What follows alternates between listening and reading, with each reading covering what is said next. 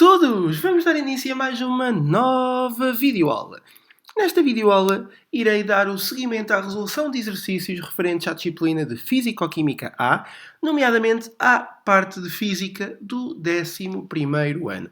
Irei então resolver dois exercícios referentes à lei da gravitação universal. São dois exercícios hiperas, aviso já, complexos.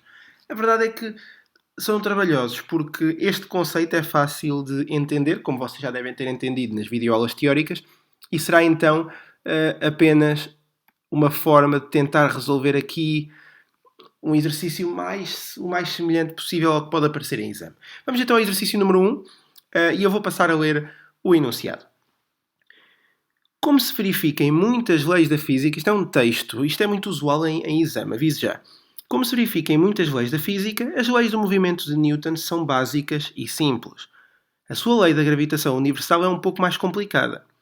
Segundo esta lei, a intensidade da atração universal entre dois objetos, seja entre uma bala de canhão em voo e a Terra, seja entre a Lua e a Terra, ou entre dois átomos ou duas galáxias, depende apenas das duas massas e da distância entre ambas. Mais precisamente, a força da gravidade é diretamente proporcional à massa de um objeto vezes a massa do outro e inversamente proporcional ao quadrado da distância entre eles. Bom, a partir deste texto, e muitas vezes vem aqui um texto e depois as perguntas não têm assim nada a ver com o texto em si, o tema é o mesmo, mas não há dados que se possam extrair do texto, é isso que eu quero dizer. É um bocadinho isso que acontece agora na linha A.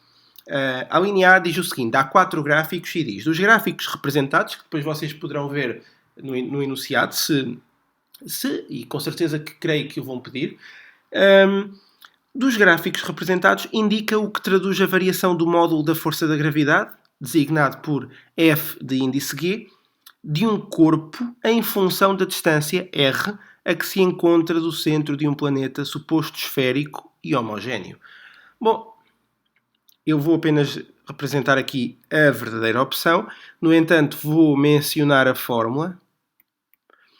Nós temos aqui a força da gravidade, que é nada mais, nada menos que a constante gravitacional vezes a massa de um corpo maior, nomeadamente um planeta, vezes a massa de um objeto que pode estar perto do planeta. Isto podem ser 2 planetas, isto podem ser 2 objetos pequenos, atenção, há apenas essa distinção.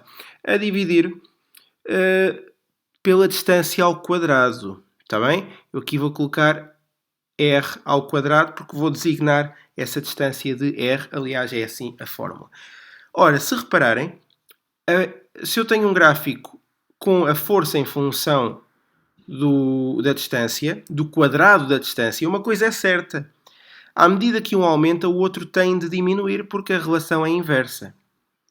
Não pode crescer, tem de diminuir. Pronto. Contudo, e daí ser a opção A, deve diminuir desta forma. Se eu tiver assim o referencial, deve diminuir assim. Na forma de exponencial assimétrica em torno do eixo dos y. Aqui é a força gravitacional, aqui é a distância. Portanto, esta corresponderia à opção A, depois vocês no enunciado veem melhor, ok? Vou então avançar para a linha B. E a linha B diz o seguinte. Duas esferas de chumbo homogéneas encontram-se encostadas uma à outra. Ambas possuem um raio de 10 cm. Portanto, se eu tenho duas esferas homogéneas encostadas uma à outra e se cada uma tem um raio de 10 cm, então eu sei que esta distância aqui será 2 vezes o raio, ou seja, será 20 centímetros. 20 centímetros são 0,20, 0,2 metros. A massa volúmica do chumbo,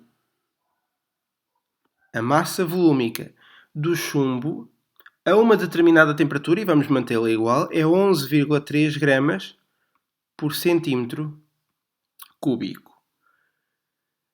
É pedido para determinar o módulo da força gravítica resultante da interação entre estas duas esferas. E é dado o volume da esfera. Mas caramba, têm de o saber a esta altura do campeonato. Volume de uma esfera é 4 terços do π vezes o r ao cubo. Ok? Portanto, automaticamente, e antes de avançar para a fórmula, eu preciso aqui de saber a massa. Aliás, se calhar vou já avançar para a fórmula para sabermos o que precisamos.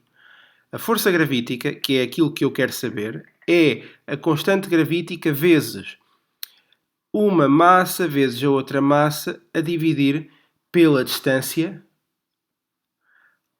ao quadrado.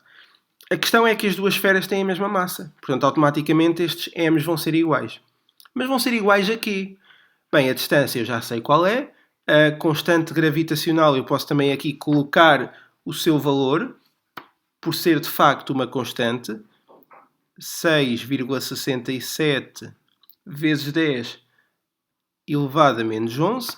Bom, vou escusar aqui as unidades simplesmente pelo facto de estar aqui na aplicabilidade do exercício. Então vamos cá ver, eu preciso da massa. Ok. Já agora a massa é igual à massa porque são as duas esferas iguais. E eu tenho de saber que a massa volúmica, ou a densidade, é a massa a dividir pelo volume.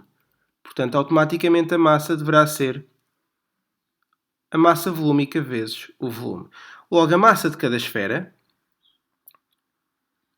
deverá ser o ρ, que é 11,3. Até vou fazer assim, 11,3 vezes o volume, que é 4 terços de π, e agora de r ao cubo. E o r nós já tínhamos visto, atenção, isto é para uma esfera. R da esfera, 10 centímetros. E tal, mas eu devia passar isto para metros. Não, se eu uso a densidade em grama por centímetro cúbico, eu então vou aqui usar o centímetro ao cubo. Claro está que este resultado virá em gramas. Para passar a quilogramas, devo multiplicar por 10 a menos 3. Portanto, vou ter 11,3 vezes 4 terços vezes π vezes 10 elevado a 3 vezes 10 elevado a menos 3, que simplificam. Quilogramas. E esta é a massa da esfera. Espero que até aqui estejam a entender. Porque a partir daqui, o que eu vou fazer é... Deixem-me só aqui colocar... Ora, deixem cá ver... A força gravitacional será então 6,67 vezes 10 elevado a menos 11 vezes as duas massas, que vão ser a mesma massa. Portanto, eu vou aqui colocar 11,3 vezes 4 terços vezes π vezes outra vez ela própria, ou seja, ao quadrado, tudo a dividir por este r ao quadrado. Atenção que este r é o raio da esfera, já este r é a distância. A distância entre as duas esferas são 20 cm, ou seja, 0,2 metros. Portanto, eu terei aqui 0,2 ao quadrado.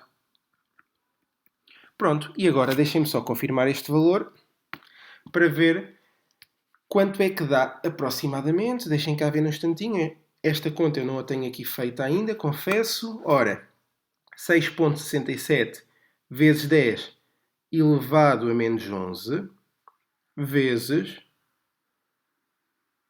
11,3 vezes 4 dividido por 3 vezes π ao quadrado, que divide por 0,2 ao quadrado.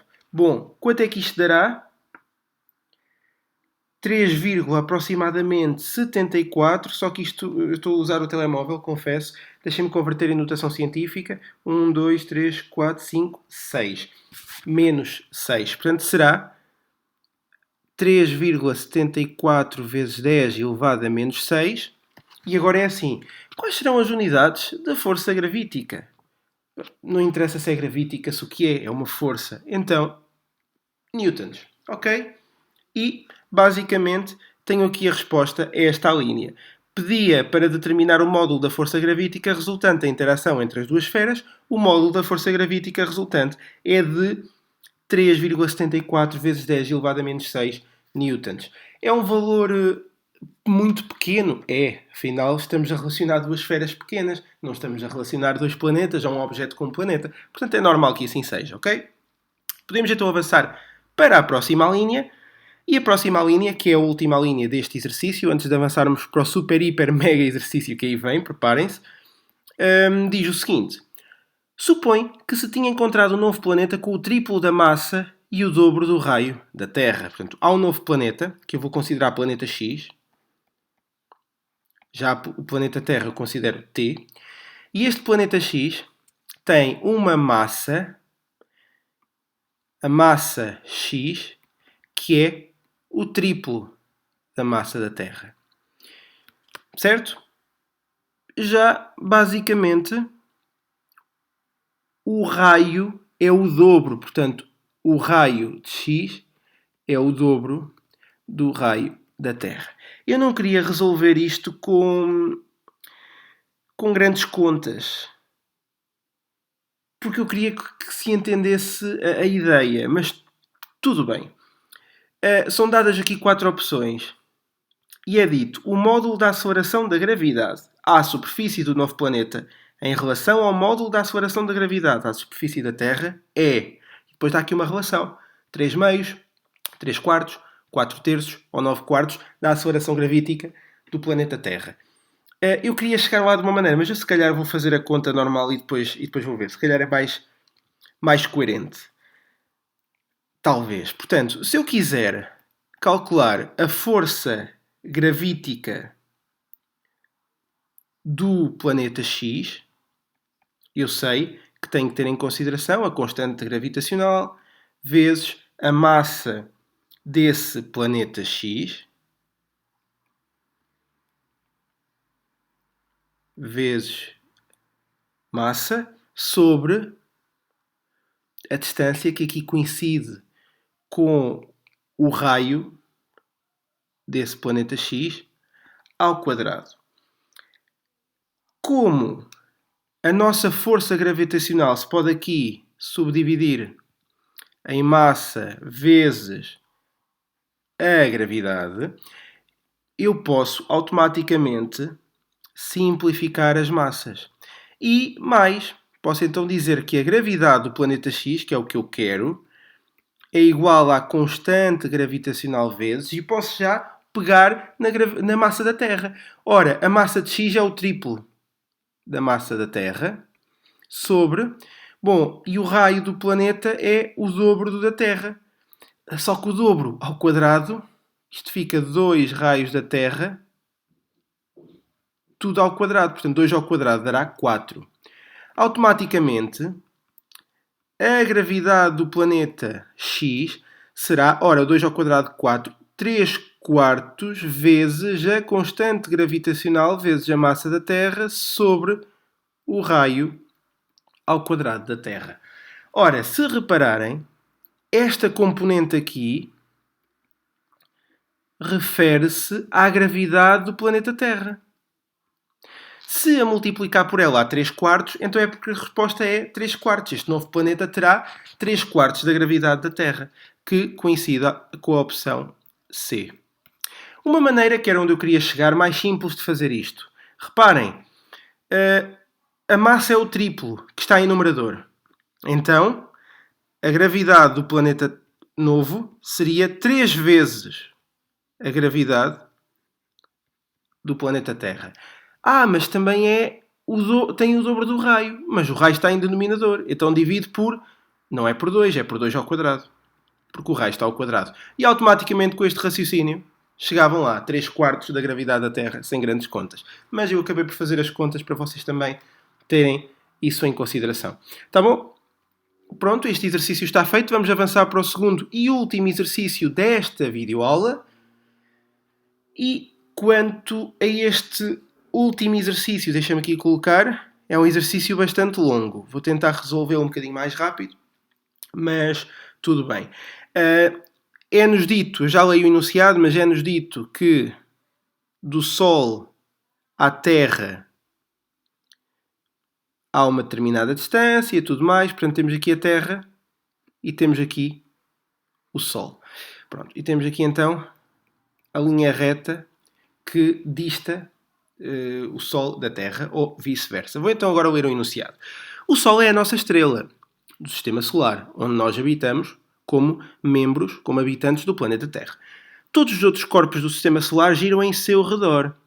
Responsável por cerca de 99,9% da massa do Sistema Solar, o Sol possui uma massa de... Aqui aos dados. Massa do Sol 2,0 vezes 10 elevado a 27 toneladas, o que significa que é 2,0 vezes 10 elevado a 30 quilos. Porque é vezes 10 elevado a 3 para passar de tonelada a quilo. E o diâmetro é aproximadamente, portanto, o diâmetro do Sol é aproximadamente 1,4 vezes 10 elevado a 9 metro. Ok? Isto é muito importante.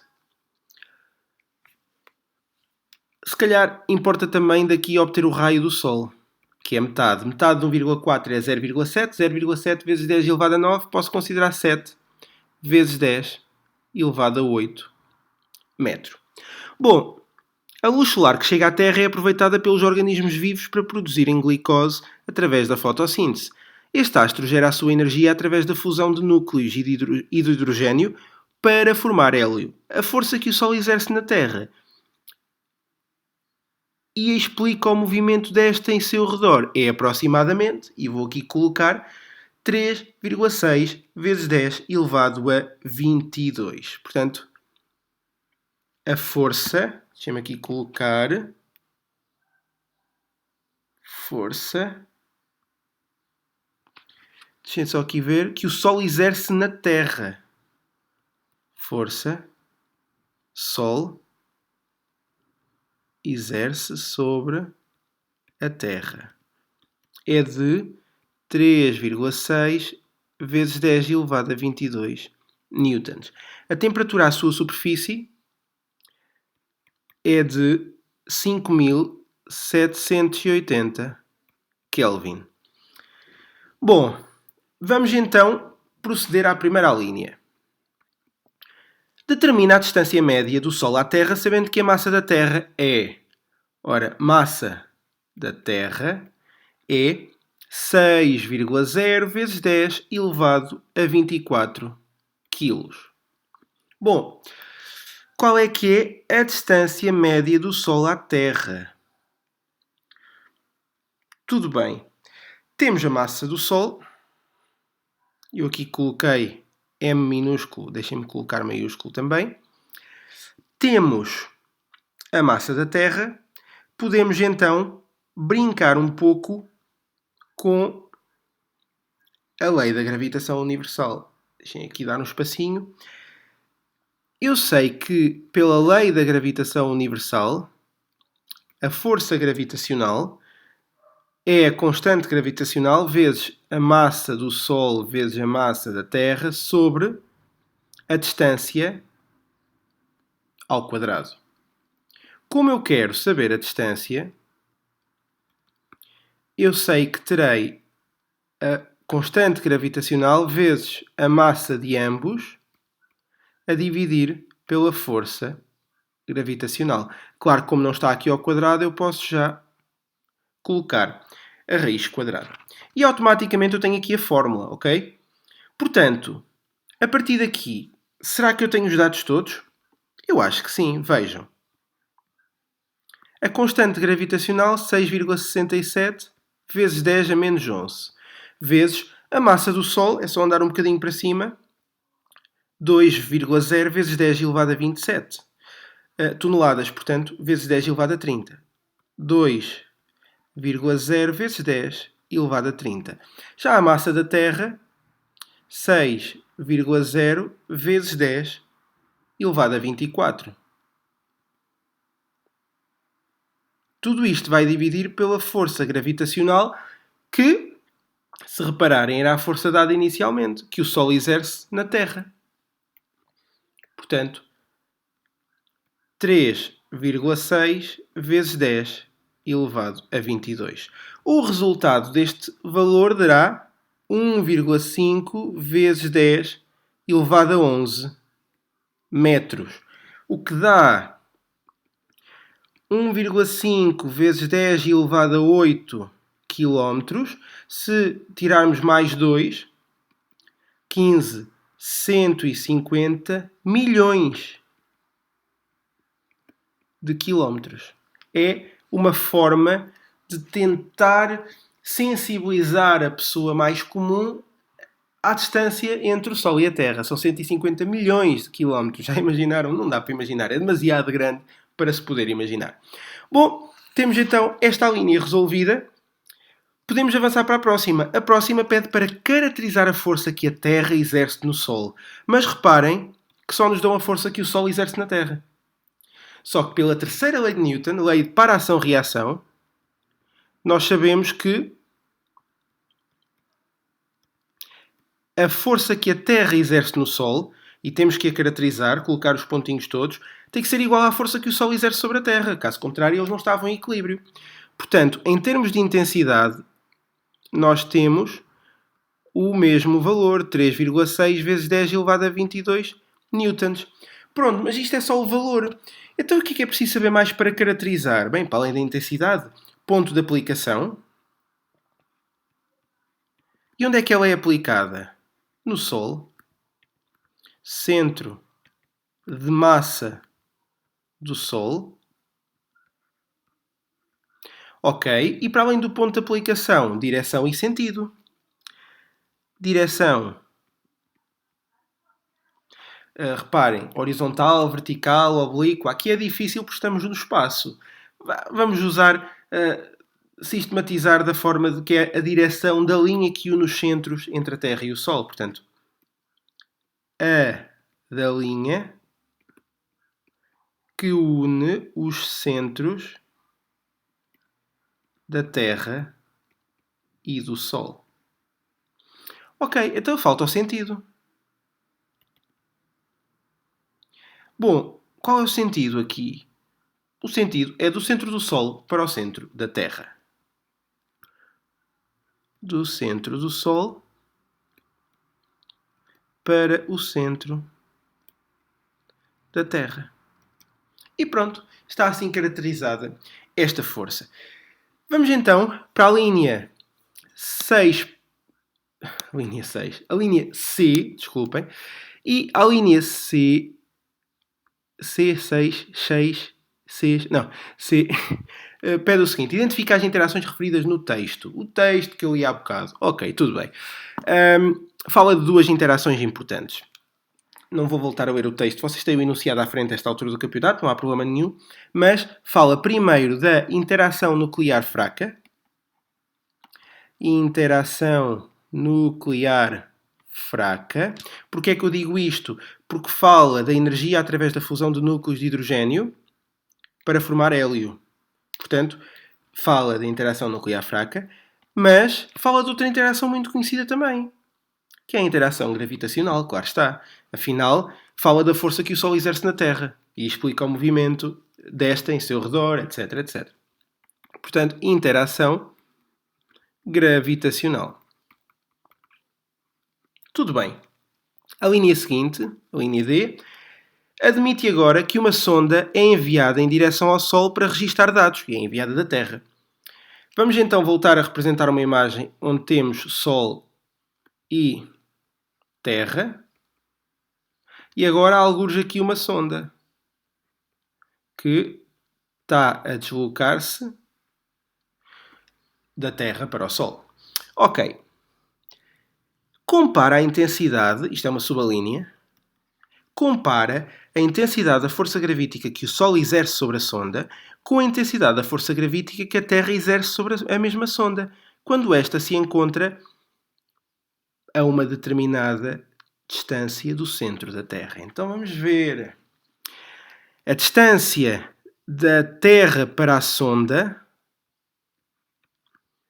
é 5,0 vezes 10 elevado a 10 metros. Bom, Qual era a distância total? A distância total, deixem cá ver se eu tenho aqui nos meus apontamentos para não precisar de ir buscar. A distância do Sol à Terra é de 1,5 vezes 10 elevado a 11 metro, ou seja, 15 vezes 10 elevado a 10 metro. Então, com isto, eu chego à conclusão que a distância do Sol à sonda é a diferença das duas. Portanto, 15 menos 5 será 10 vezes 10 elevado a 10, ou seja, 1,0 vezes 10 elevado a 11 metros. Portanto, com base nisto, tenho a distância da sonda à Terra e tenho a distância da sonda ao Sol. A partir daqui eu quero a relação, muito provavelmente haverá uma maior influência do Sol, mesmo assim. Portanto, a força gravitacional do Sol na sonda sobre a força gravitacional da Terra na sonda, vou estimar esta relação assim, porque assim espero que o valor seja positivo, seja grande. Se eu fizesse a força gravitacional da Terra atuar na sonda ou sobre o Sol com a sonda, daria inferior a zero, porque continuo a esperar que o Sol tenha uma maior influência na sonda do que a Terra. Bom, vamos então agora aqui ter um cálculo complicado. Constante gravitacional nos dois, daí simplificar. Aqui terei massa do Sol vezes massa da sonda sobre a distância ao quadrado do Sol à sonda. Bom, já deste lado, massa da Terra vezes massa da sonda, e reparem que também simplifica, sobre a distância ao quadrado da Terra à sonda. Então, basicamente, o que eu tenho é... Agora vou fazer aqui a regra do pneu, ou do ovo estrelado, ou do sanduíche, ou como vocês quiserem. A sobre B a dividir por C sobre D. Os extremos multiplicam em cima. Portanto, massa do Sol vezes a distância ao quadrado da Terra entre a Terra e a sonda sobre massa da Terra vezes a distância ao quadrado entre o Sol e a sonda. Ok? E a partir daqui, o que eu vou fazer é colocar a massa do Sol, deixa-me aqui apontar 2,0 vezes 10 elevado a 30, a multiplicar pela distância entre a Terra e a sonda ao quadrado. Portanto, Terra e sonda é esta aqui. 5 vezes 10 elevado a 10 ao quadrado. Tudo a dividir pela massa da Terra, 6 vezes 10 elevado a 24, vezes a distância do Sol à sonda, ou da sonda ao Sol, que é 1 vezes 10 elevado a 11 ao quadrado. Quanto é que isto dará? Bom, tenho aqui o cálculo feito, se não me enganei previamente, 8,3 vezes 10 elevado a 4. Portanto, a força gravítica que o Sol exerce na sonda é cerca de 8,3 vezes 10 elevado a 4 vezes, ou seja, 83 mil vezes mais forte que a força que a Terra exerce sobre a sonda. Ok? E está assim este exercício também resolvido, este exercício que era a primeira subalínea da linha D. Vamos à segunda subalínea. E no caso da segunda subalínea vou ter que abrir uma nova página novamente. Deixem cá ver. Ora, cá está a segunda subalínea, que pede o seguinte. Calcula a distância a que a sonda se encontra do centro da Terra quando a resultante das forças que nela atuam é nula. Ou seja, quando a força aplicada pelo Sol é igual à força aplicada pela Terra. Portanto, quando a força gravitacional Sol-sonda for igual à força gravitacional Terra-sonda. Só isto. Bom, a partir daqui eu sei que a gravitação universal multiplica pela massa do Sol vezes a massa da sonda sobre a distância do Sol à sonda, e aqui já sabem que é ao quadrado. Já deste lado, constante gravitacional vezes a massa da Terra vezes a massa da sonda. Reparem que eu ainda não subo qual era a massa da sonda. Curioso. Sobre a distância ao quadrado da Terra até à sonda. massa da sonda pode também ser simplificada. E basicamente, qual será a distância a que a sonda se encontra do centro da Terra?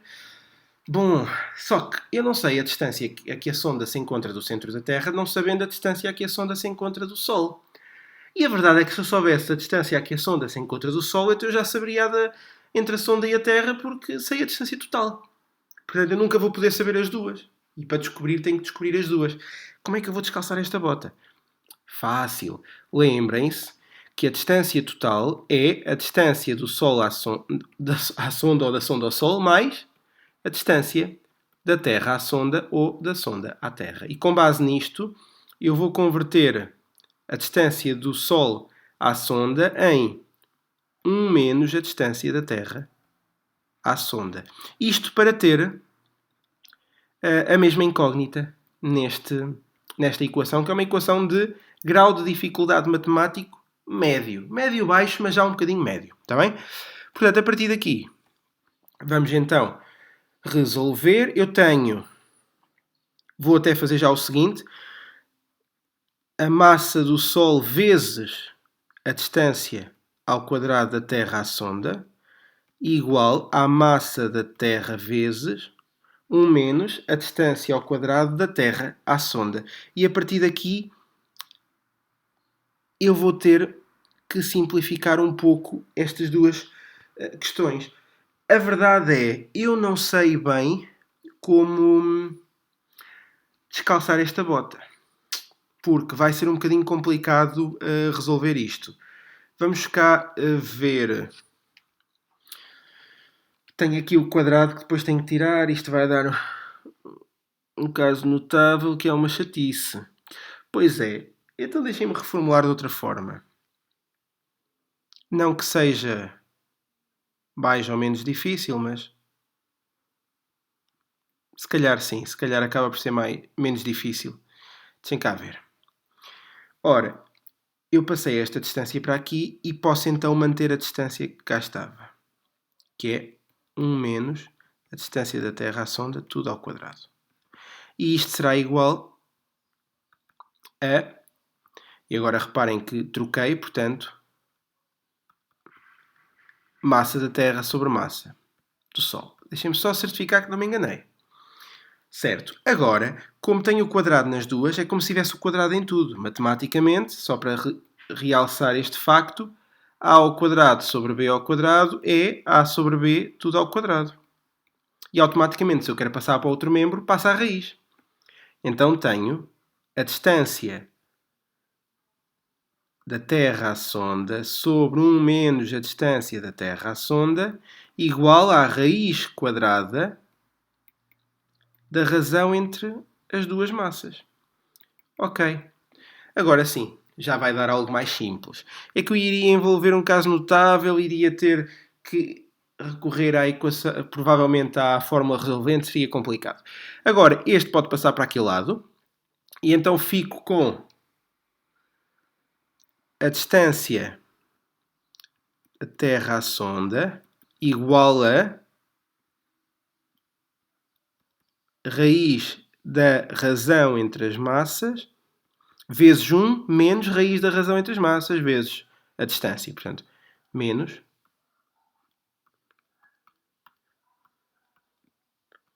vezes a distância da Terra à sonda. Vou então passar este para aquele membro e posso pôr em evidência a distância da Terra à sonda e automaticamente fico com 1 mais a raiz da razão das massas igual à raiz da razão das massas. Isto automaticamente dará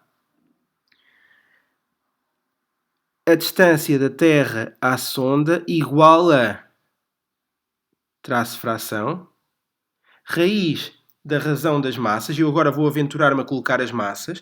Massa da Terra 6 vezes 10 elevado a 24 sobre a massa do Sol 2 vezes 10 elevado a 30.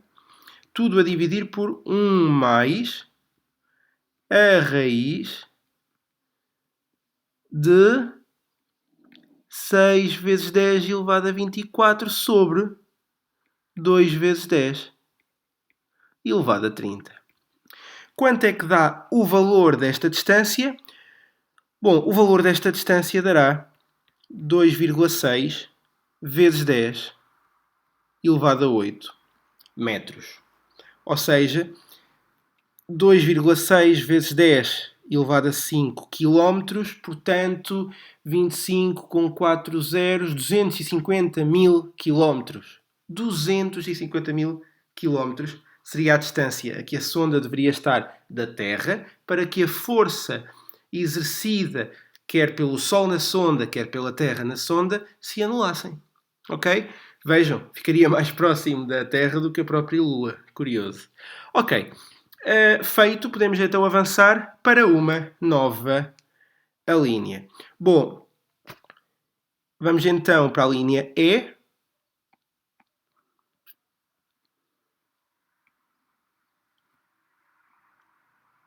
E a linha E diz o seguinte: qual seria o valor do peso da sonda à superfície do Sol se na Terra o seu peso fosse... Portanto, o peso da sonda na Terra seria de 1,2 vezes 10 elevado a 4 newtons. Ora, o peso difere de astro para astro. Já a massa não. Grandeza escalar. Então, e o peso é a massa vezes a aceleração gravítica. E a aceleração gravítica na Terra podemos aproximar a 10 metros por segundo quadrado. Ok. Então, a partir daqui, eu sei que a massa da sonda será o peso a dividir pela aceleração gravítica, que dará 1,2 vezes 10 elevado a 3 kg. Bom, e 1,2 vezes 10 elevado a 3 kg, garanto-vos, isto será assim na Terra, Marte, Júpiter, Vênus, Mercúrio, Sol, por exemplo. Será em qualquer lado. Ok. Epá, então mas agora que já sei a massa, como é que eu posso vir saber a gravidade? Ok, boa questão. Vejamos aqui, para não nos perdermos muito nos cálculos, existe a lei da gravitação universal para isso mesmo, não é? Imaginem, eu agora posso dizer o seguinte: a constante gravitacional, 6,67, vezes 10 elevado a menos 11, já me estava a esquecer desta parte, vai multiplicar pela massa do Sol, e a massa do Sol era 2 vezes 10 elevado a 30, vezes agora a massa da sonda, 1,2 vezes 10 elevado a 3, e isto tudo irá dividir pela distância a que a sonda está do Sol. Bom, atenção, porque neste caso nós vamos considerar que a sonda estaria à superfície. E estando a sonda à superfície, a distância que vamos considerar da sonda ao Sol é o raio do Sol. Nós, no início, tínhamos dito que o diâmetro do Sol, tendo em conta o enunciado, era 1,4 vezes 10 elevado a 9. E eu cheguei a apontar também que o raio do Sol seria metade, 0,7 vezes 10 elevado a 9, ou 7 vezes 10 elevado a 8 metros. Pois é esse valor que eu vou aqui usar agora, ok? Ao quadrado, claro está. Pronto, e aplicando esta fórmula, eu sei então que o valor que me vai dar é a força gravitacional, não é nada mais do que o peso da sonda no Sol. 3,3 vezes 10 elevado a 5 newtons. Maior como seria de esperar. Mas assim, não assim tão maior. É curioso. Mas tudo bem. Está resolvido. Vamos então à última linha. A linha F. Que diz o seguinte: a luz do Sol demora cerca de 8,3 minutos a chegar à Terra. Aqui o tempo, 8,3 minutos, que multiplicando por 60 segundos em 1 minuto, dará 8,3 vezes 60. Fui esperto agora, não fiz a conta. Já vão perceber porquê. É que este exercício é uma escolha múltipla e não tem a resposta em resultado final. Tem em operação. Por isso é que convém ter isto em consideração. Seleciona a opção que permite calcular aproximadamente a distância da superfície do Sol à superfície da Terra. Ora, eu sei que a velocidade é uma espécie de distância sobre uma espécie de tempo. No caso do universo, faz sentido falar-se velocidade da luz, que é o c. 3,0 vezes 10 elevado a 8 metros por segundo. Como o c é uma velocidade, não deixa de ser uma distância a dividir por um tempo. Tudo bem. Eu quero saber a fórmula que permite, ou a expressão que permite chegar à distância entre a superfície do Sol e a superfície da Terra. Eu sei que a velocidade da luz, ou melhor, eu sei que a luz demora este tempo a chegar à Terra, vindo do Sol. E sei que a velocidade dessa luz é este valor, então eu tenho tudo para chegar à distância entre os dois. C vezes ΔT. Que, se repararmos, será 3,0 vezes 10 elevado a 8 vezes 8,3 vezes 60. E isto terá de vir em que unidades? Se o 3,0 vezes 10 elevado a 8 é metro por segundo, se o 8,3 vezes 60 é segundo, a unidade tem que ser metro. Ou seja, como resposta, só pode ser a opção C. Reparem que a opção A dava como unidades metro vezes segundo, a opção B dava como unidades metro por segundo, não são unidades de distância, e a opção D dava uma unidade de distância, mas dava quilómetros. E nós tínhamos que saber que estávamos a trabalhar com metros e não com quilómetros. Se fosse com quilómetros, tínhamos que dividir por 1000 para passar metro a quilómetro. É física, meus caros, portanto, muito cuidado com as unidades. E pronto, tenho este exercício feito, tenho os exercícios da videoaula feitos. Avisei-vos que não ia ser nada fácil esta videoaula, nomeadamente este último exercício foi demasiado trabalhoso, mas foi curioso e foi engraçado de se fazer. Portanto, agora também creio eu que já têm as bases para poderem saber resolver mais exercícios desta temática. A temática é essa, que é a lei da gravitação universal, ok? Espero que tenham gostado, espero acima de tudo tenham entendido. Qualquer dúvida que persista, ou que surja a ver o vídeo, ou que surja no vosso estudo, tenham de me encontrar nos contactos de cada vídeo e, portanto, não hesitem em contactar. Da minha parte é tudo, espero que fiquem bem. Um forte abraço físico a todos! Adeus!